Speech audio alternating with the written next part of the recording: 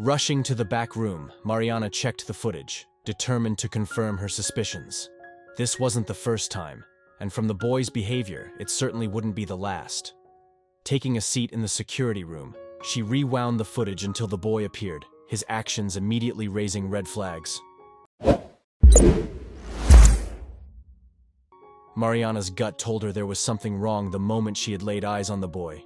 He shifted back and forth nervously as he waited in the line of the supermarket. At first, she had just chalked it up to the boy, feeling nervous about buying items all on his own. But she had no idea that the truth was much more tragic than that. After sifting through the hours of security footage, she finally found what she was looking for. She watched the boy walk into the store whilst fiddling with his fingers through the monitors. She looked at him as he walked down the aisles. She expected to see him go straight to the soda or sweet aisle. But he went somewhere she didn't expect. The boy walked straight past all of the aisles she expected him to go straight for. He looked around nervously. He was looking for something. Was this why he tripped the store alarm every time?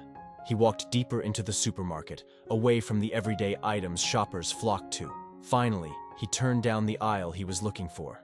The boy slowly paced around the aisle and looked left and right. He was in the right aisle and looking for something in particular. Mariana couldn't understand what he was doing in the baby aisle. But the staff member had no idea what the young boy was going to do next. There was a more sinister side to what was going on. Finally, after a lot of hesitation, the young boy reached out with both hands to grab something.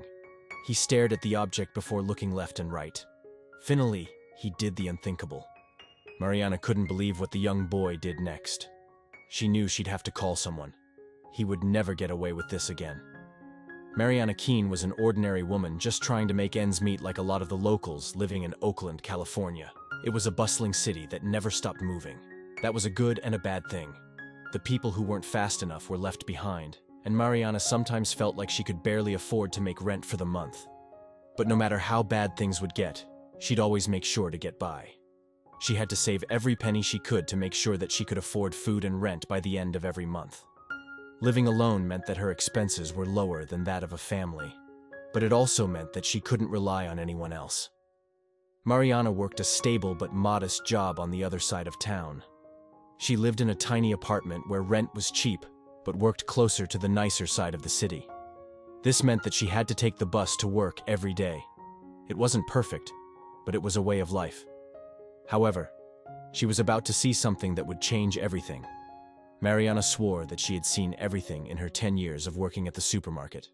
She had seen people come in with a variety of animals, even though they were prohibited, and she'd seen plenty of shirtless, shoeless, and other odd characters. There was one thing she felt pretty confident about, and it was that she had seen it all.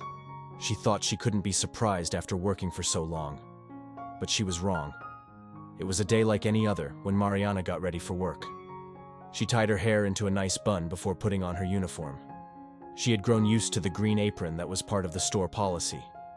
She then made herself breakfast and a cup of coffee. It was a nice day out, but it would be so much more than that. Mariana finished her breakfast and hopped on the next bus just outside of her home. She hopped back off the bus and walked the last half-mile to the supermarket. It was just a normal day for her. She greeted her manager and all the other staff. She was respected at the store after working there for so many years. Mariana helped pack the shelves before manning her station. She had to be ready at the counter for when the front doors officially opened. She counted out her money and put it into the till. With that, the morning rush started. People coming and going, getting everyday items like milk and bread to more lavish items like expensive ice cream and exotic cheese. It was all the same to her.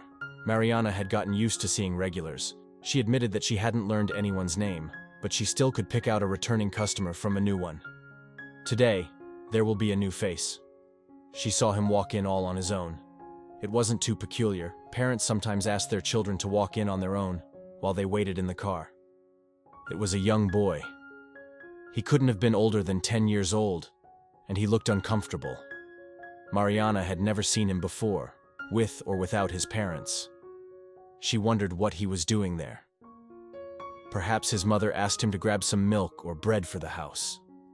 But it was much more sinister than that. The boy walked up to Mariana's counter and put down a bag of Skittles. He nervously looked up at her and put a crumpled note alongside it. She smiled and gave him his change, and didn't give it a second thought. The boy gave her a sheepish smile and headed for the door. But something alarming happened next. As the boy crossed the threshold, the alarm went off. The boy jumped at the sound and froze up. He looked terrified, as any young boy would. Mariana watched as security walked up to him. She feared the worst. Thankfully, the security guard, Peter, wasn't a monster. He bent down and spoke in a low, soothing voice to the boy. After a quick search of his pockets, he was free to go. Mariana breathed a sigh of relief as the boy went on his way. The alarm system had been on the fritz for a week and was due for some maintenance. She just hoped the boy wouldn't get scared off. She went on with her day, forgetting about the incident with the boy, but she should have been paying closer attention. A week later, Mariana saw something unexpected. The boy was back. She was glad that he wasn't scared off. He disappeared into the aisles and came back a few minutes later with another bag of candy. She smiled and ran it through before he went on his way. But something happened. The alarm went off again. Peter was absent, so Mariana had to search for him. She found nothing suspicious in his pockets and let him go with an apology. However, she couldn't shake the feeling that something was amiss. Suddenly, she had an idea to solve the mystery. Mariana hurried to the security room to check the footage, wanting to confirm her suspicions about the boy. She had a gut feeling that something was wrong when she first saw him acting nervously in the supermarket.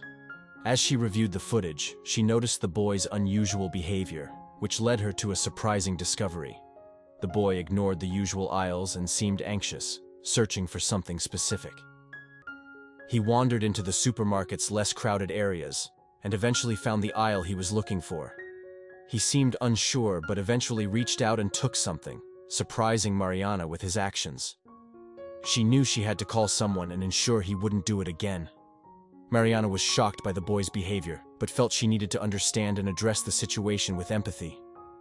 Mariana waited patiently for a week, and sure enough, the boy returned. This time, she waited until he reached the counter with the candy. She had arranged a plan with her manager to catch him. After the boy paid for the items, Mariana smiled and let him leave.